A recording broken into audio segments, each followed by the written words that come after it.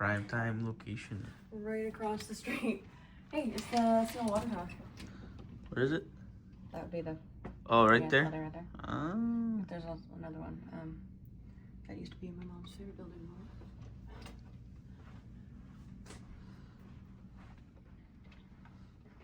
Pretty nice.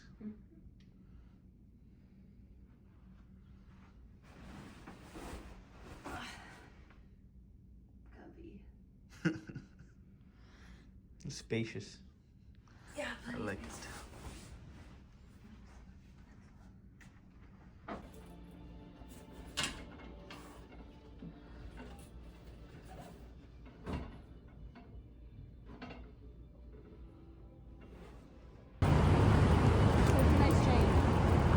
What? Yeah.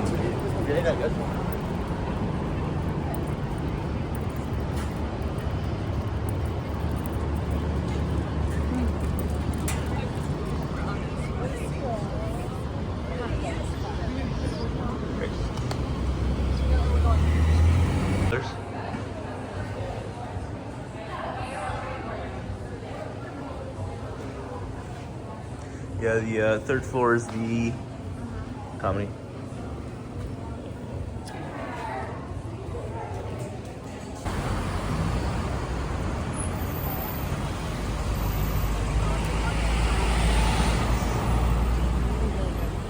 Yeah, the blueberries are good on that.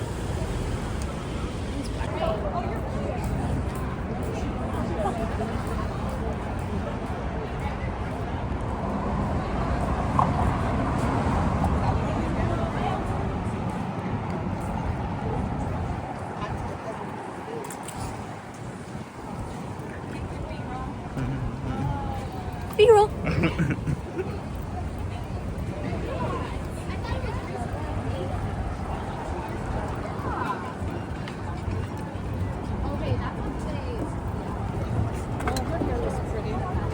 Oh, the boats are out today.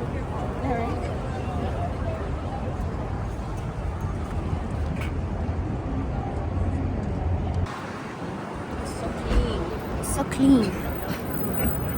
I will say it is much cleaner than New York. You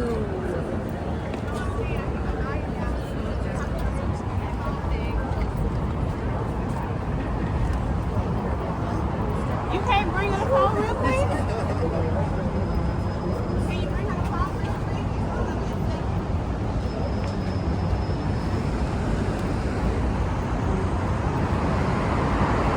Patterned after L'Arc de Triomphe at the end of the Champs-Élysées in Paris. So a very good Take the time. It's a beefy bagel. You go to the cultural center. If you go to the Louvre where you see lots of paintings, it goes out to the That was mine. 1800s, Asiago? early 1900s. And Oh, is this a bagel? became the London House. That's all you. Yeah, as long as that yours. Oh, I don't trust me. No, Angelica flower. Is open to the public. And Dang, we got the cross section. west along the river, and you see all the B-roll. It's so aesthetic. and then you get to look down at Wait, hold on. So keep that in mind. Matching coffee. Dang. Cheers.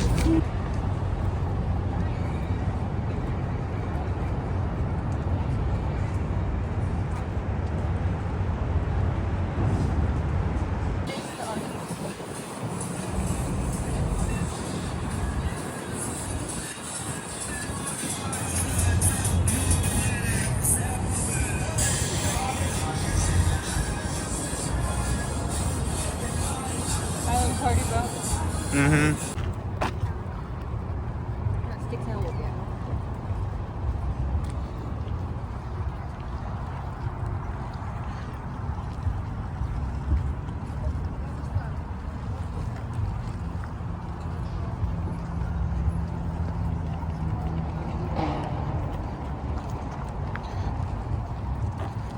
There's a lot of people out on a Friday.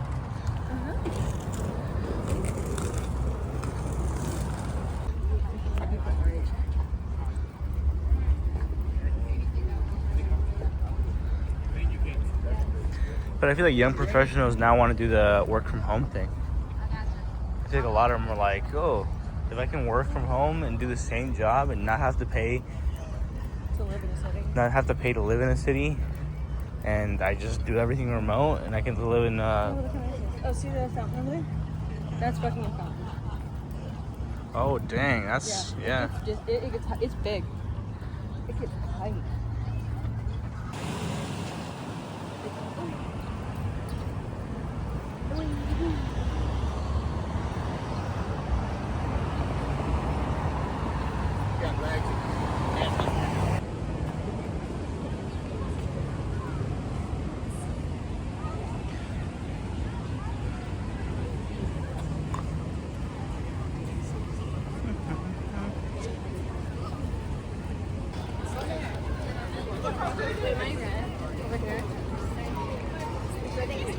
Subtle. It's cool that you can touch it.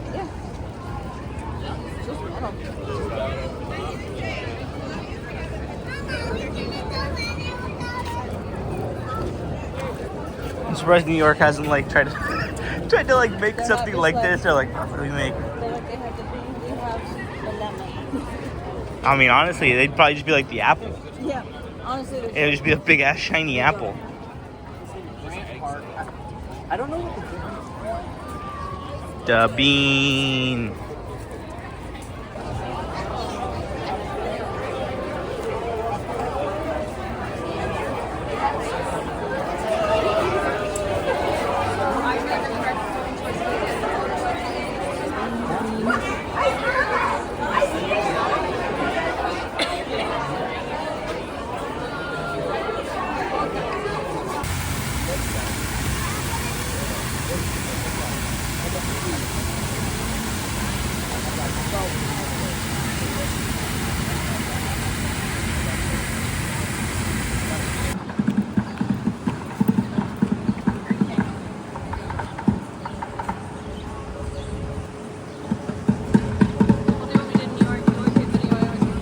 That works.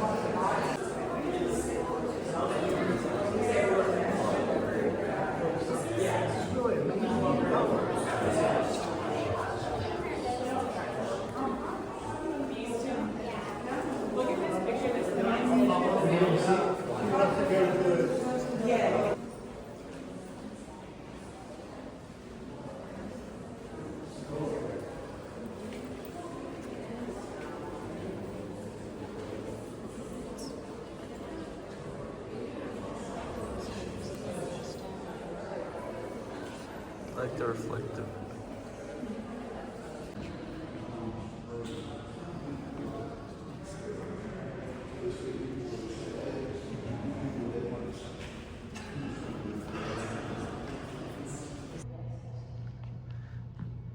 No, when you get really good acoustics in a room like this, oh, I like the bulbs, the Edison bulbs. Yeah.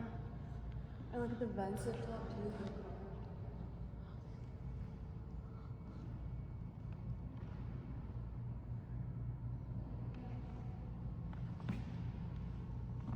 Kind of, honestly, I mean, back in the day, this would have been. Imagine that many people in here. Oh my god.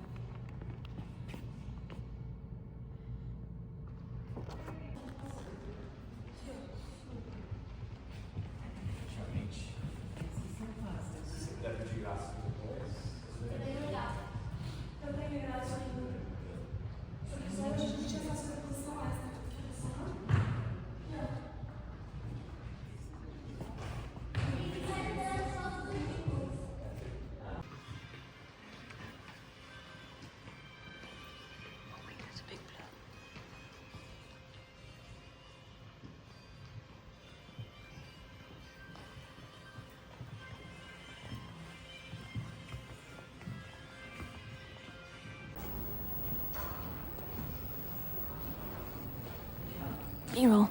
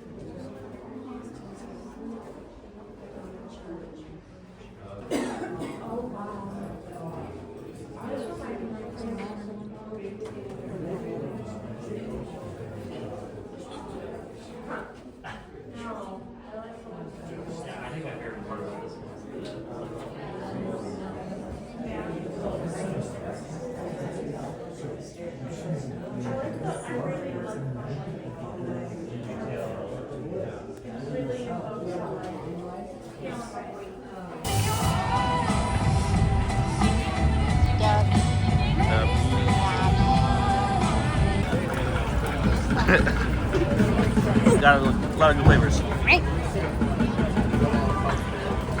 Happy Pride. Banana dripping.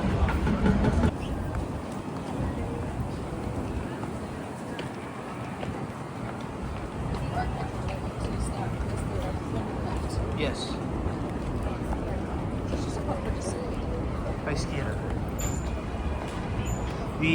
The water taxi, I guess, takes you like down to Chinatown. Yeah.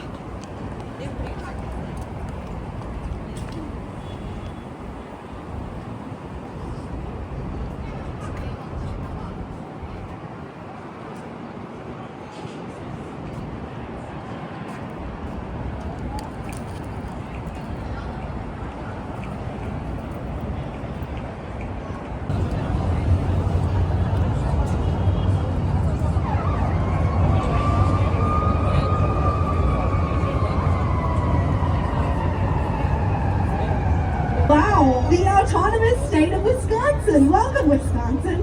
How fabulous is that, my friends? We're pulling away so quickly. I want to ask one last question. Do we have any Chicagoans on board? That's a lot of Chicagoans. How fabulous. What neighborhoods are we coming from? From Pilsen. Me too. I probably shouldn't tell you where I live, though.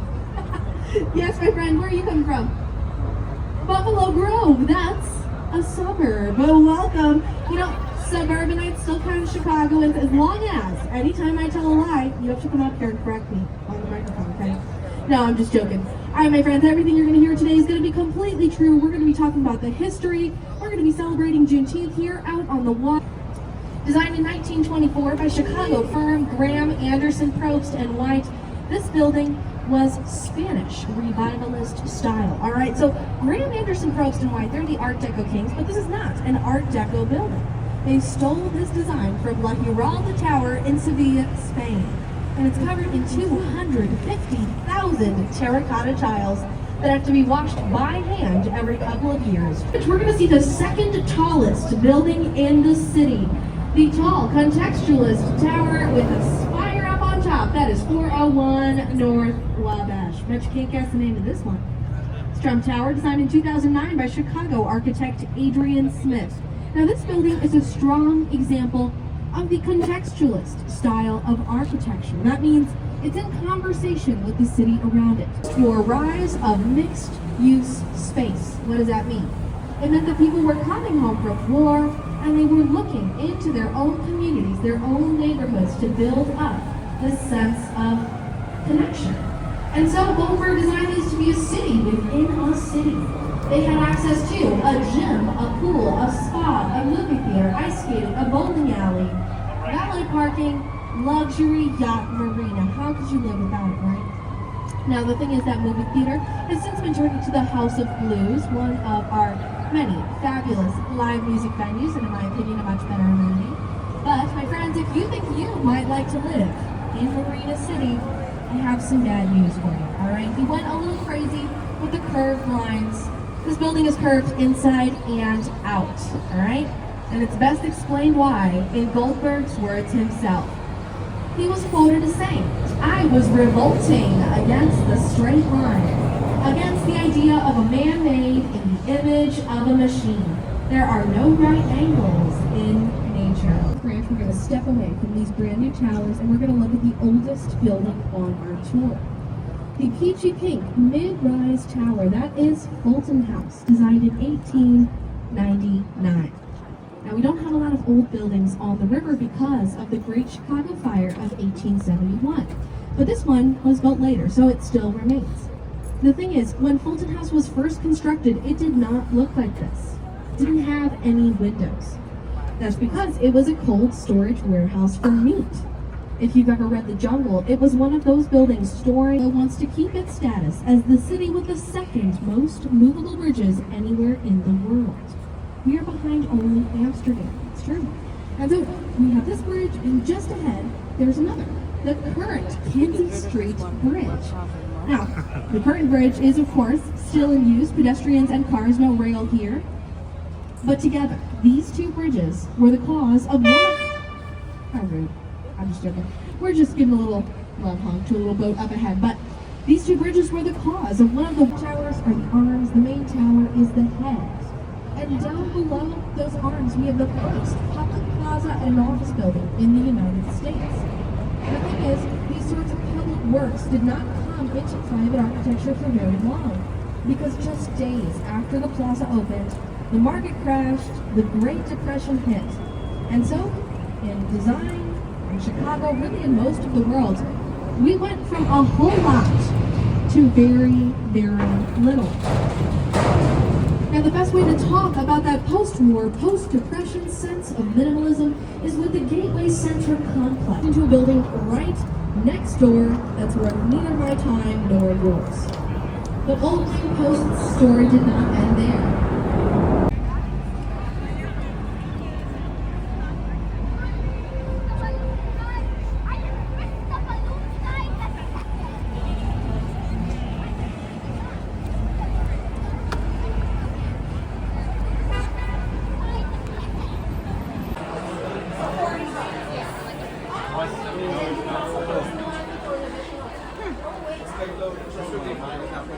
Yeah, these are like the specialty Fantastic Beasts and Where to Find Them ones.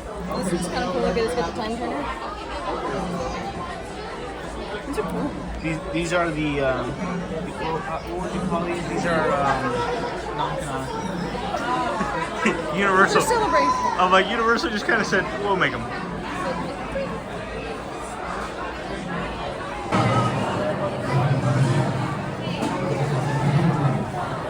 Get a little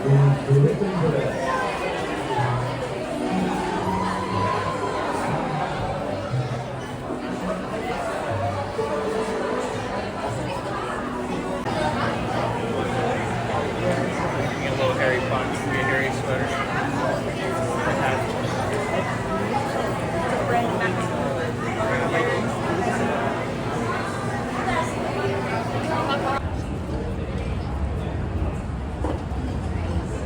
Thank you very much.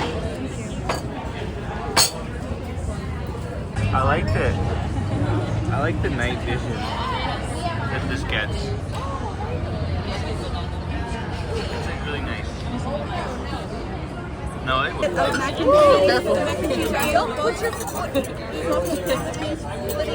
Yeah, thank you. All right, there you go. Thank you very much. Under the knife. Thanks. Sounds All right. good. Okay.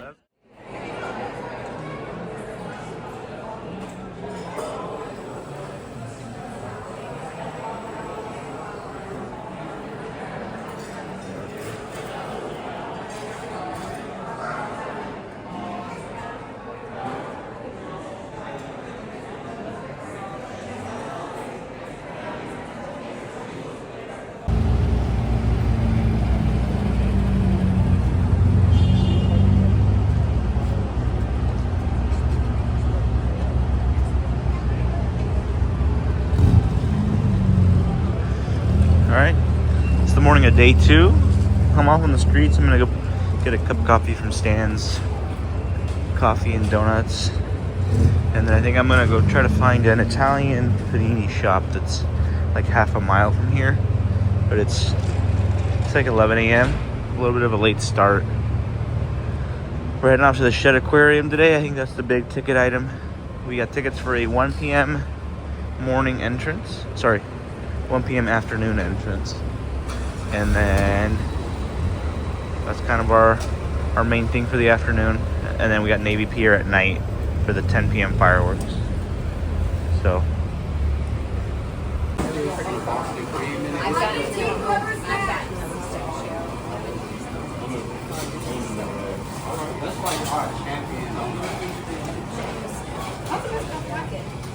I like it way better than the one next to it. The Nutella one. Okay. Yeah, this one pocket, it has that cookie butter.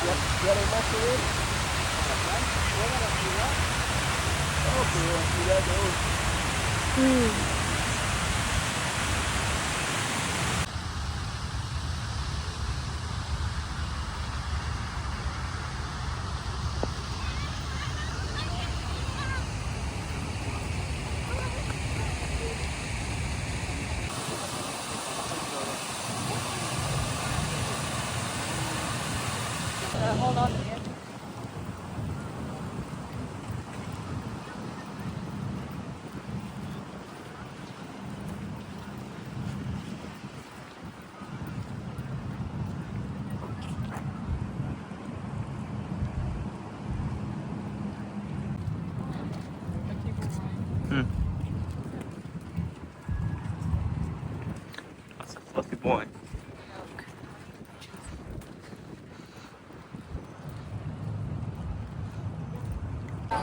Just follow me, bro. Okay.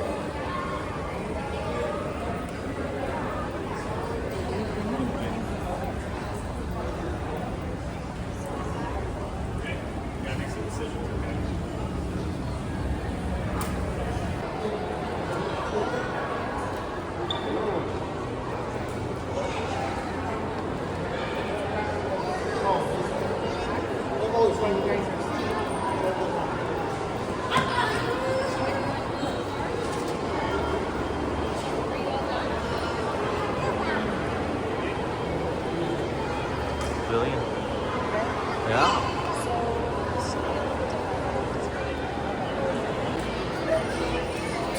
Come back when they finish.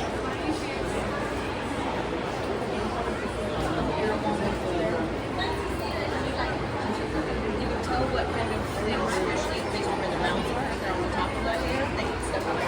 On the top of the water.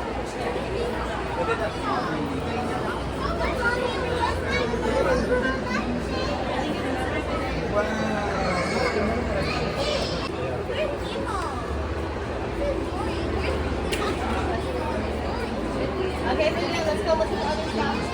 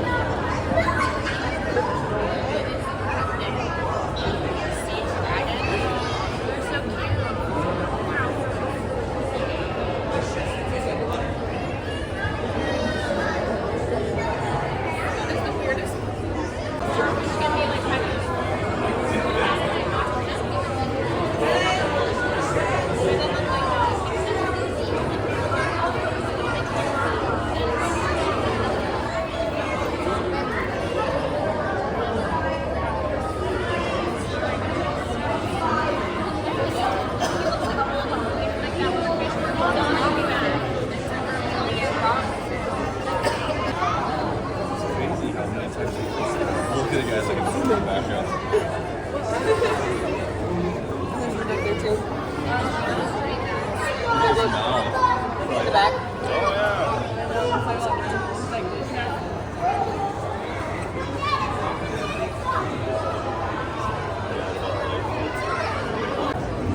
Because if I was gonna have anything in an aquarium, I'd want these guys. Because then you just watch them. Oh, that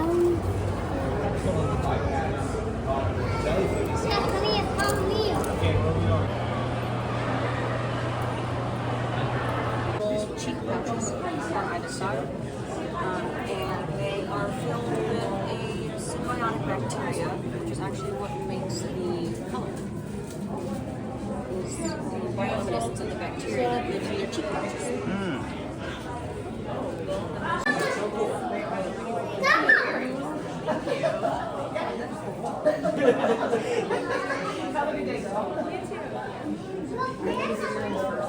Okay, explain what they are.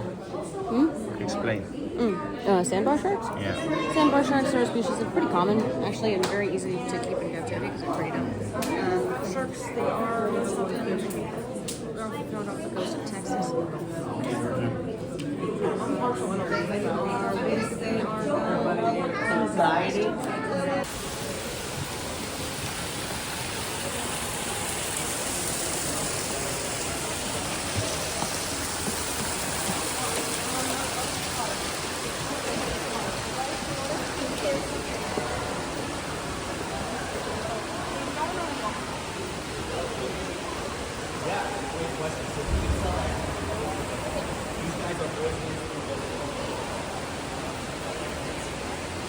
There he is over there.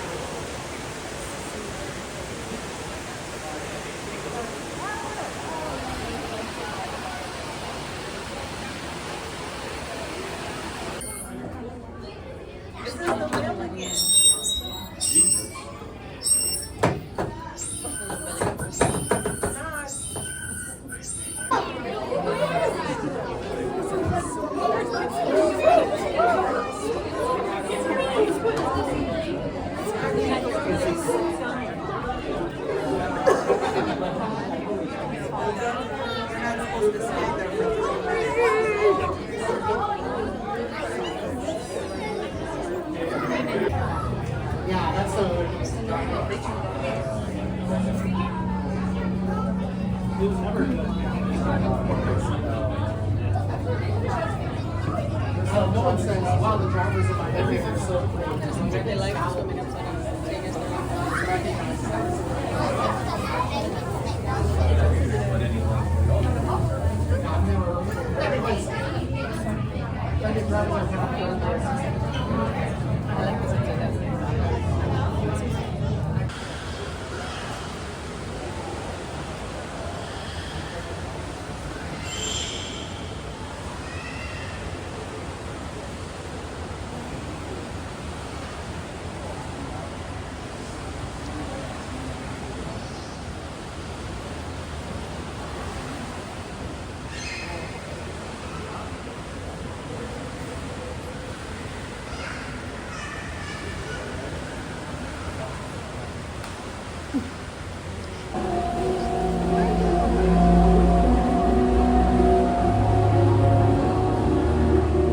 In the vast expanse of our blue planet, life thrives, unfolding in ways that both challenge and deepen our understanding of the living world.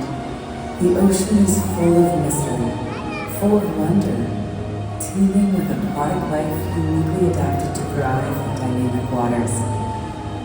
These incredible adaptations, honed by evolution over millennia, allow life to flourish. Through vast migrations and intricate navigation, these creatures traverse the global seascape, and their world is changing as icy realms melt and warm waters rise. However, people across the world are coming together to face the challenges of climate change. Our actions, our choices, will determine the future of aquatic life on this planet. And together, we will ensure that life thrives in the waters of our world. Life, like the dynamic Pacific white-sided dolphins.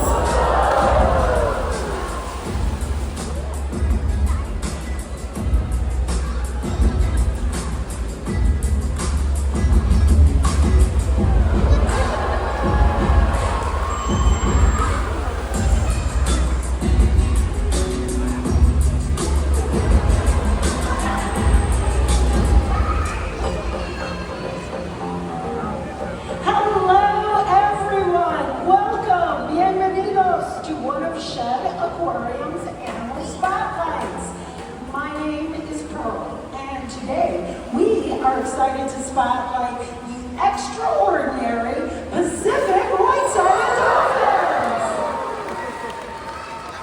All right, let's start with a question, and I am inviting all of you to answer by applause.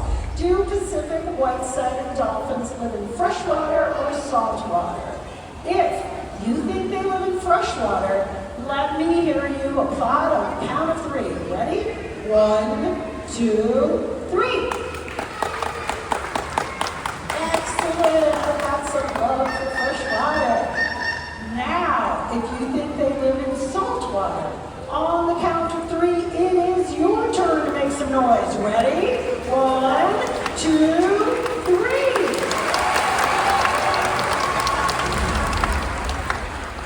Pacific White-Sided Dolphins live in salt water. Now let's take a look at their range on the map.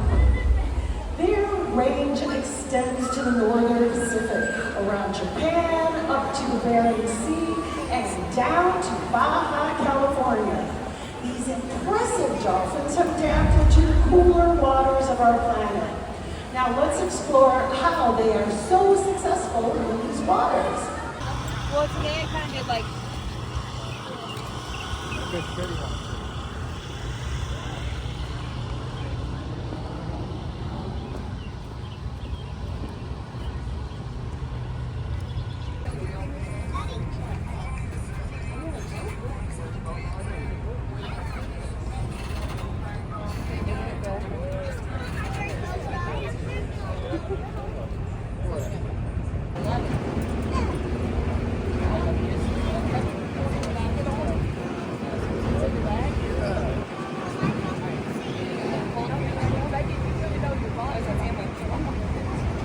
Good afternoon, everyone, and welcome aboard Shoreline Water Taxi Skedaddle. Skedaddle is a Coast Guard inspected vessel that meets all safety requirements. In the unlikely event of an emergency, life jackets are located under each seat. Life jackets for anyone under 90 pounds are in the white box just for the pilot house. Use caution if you are moving around the vessel. We ask you do not stand or kneel on a seat, the railing, or lean over the sides. There is no smoking or vaping allowed on board. We are running water taxi service every 20 minutes today until 8 p.m. If you have any questions?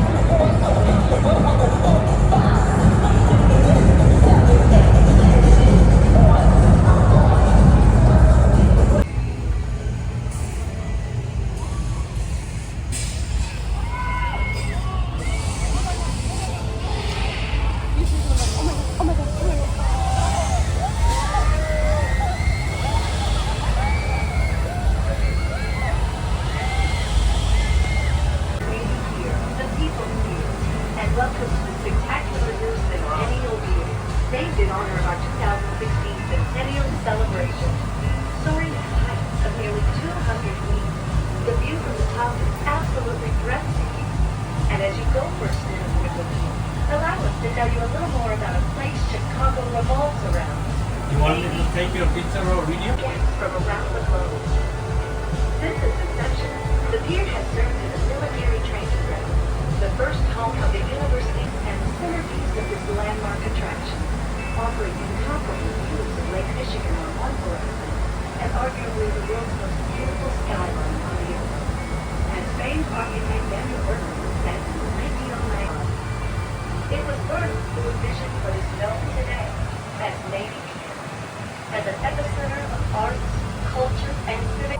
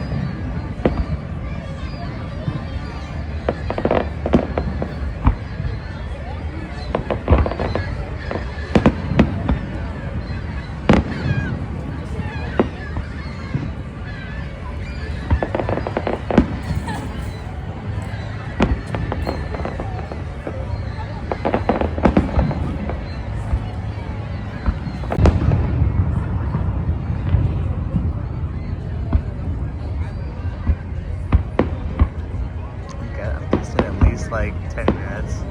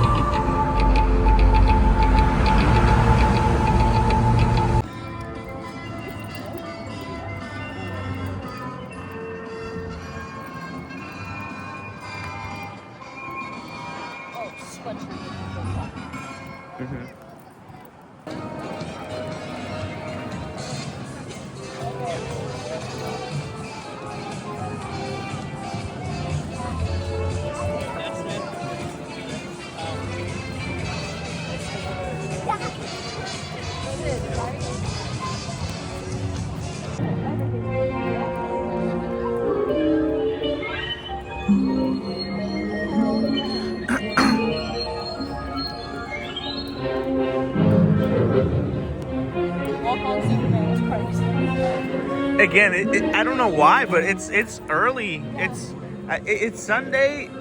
It's church. It's Sunday, but it's also summer, so I'm okay with it.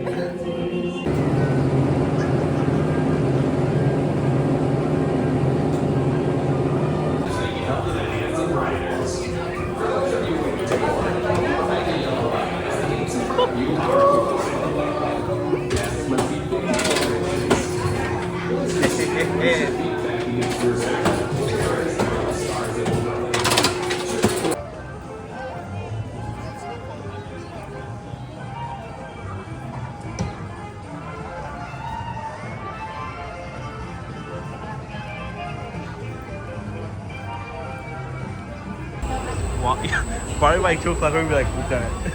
We've done the bar. How many times have you just... I feel like if it does happen to start pouring, it's gonna be good because then we will probably have done basically everything. And it's not a zillion degrees, so we don't have to go to water anymore. I'm surprised the water rides aren't working.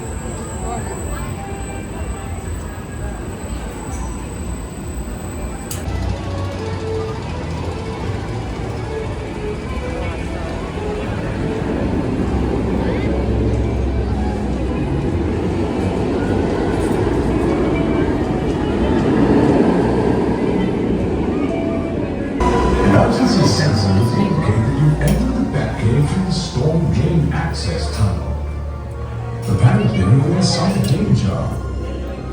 The activation of this pre-recorded message will automatically send assistance to transport you to safety. We don't have fast pass because it's fun. They're like, okay, today's not a fast pass day.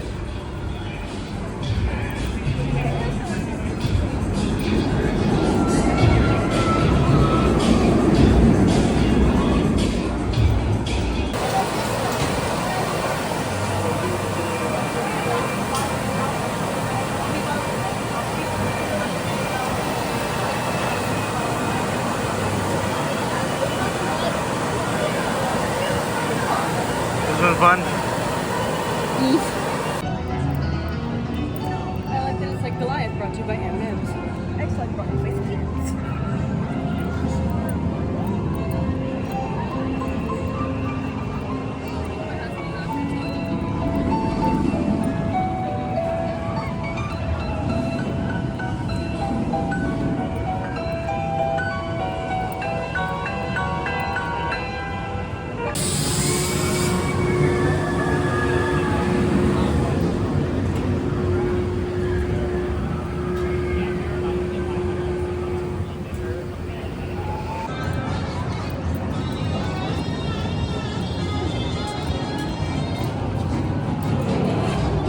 Fast lane.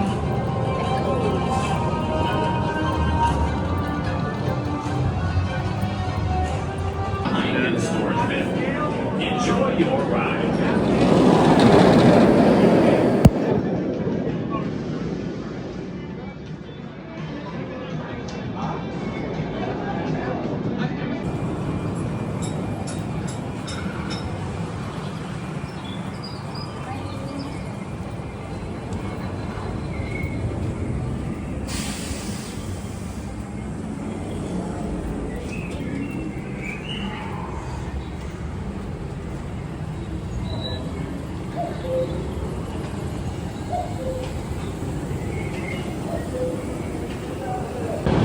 Welcome to Giant Drop.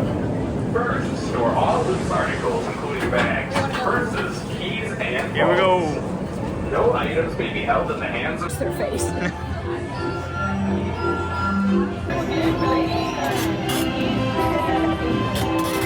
My hair is soaked.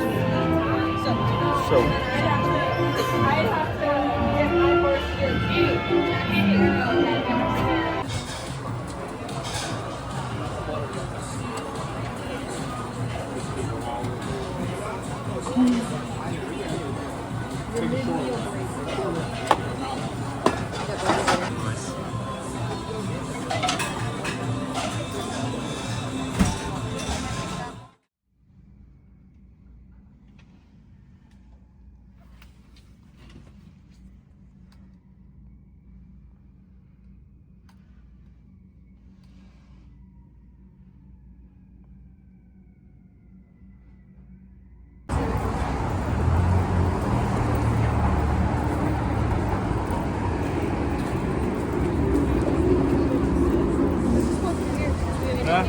That's a good. I don't think we went this way.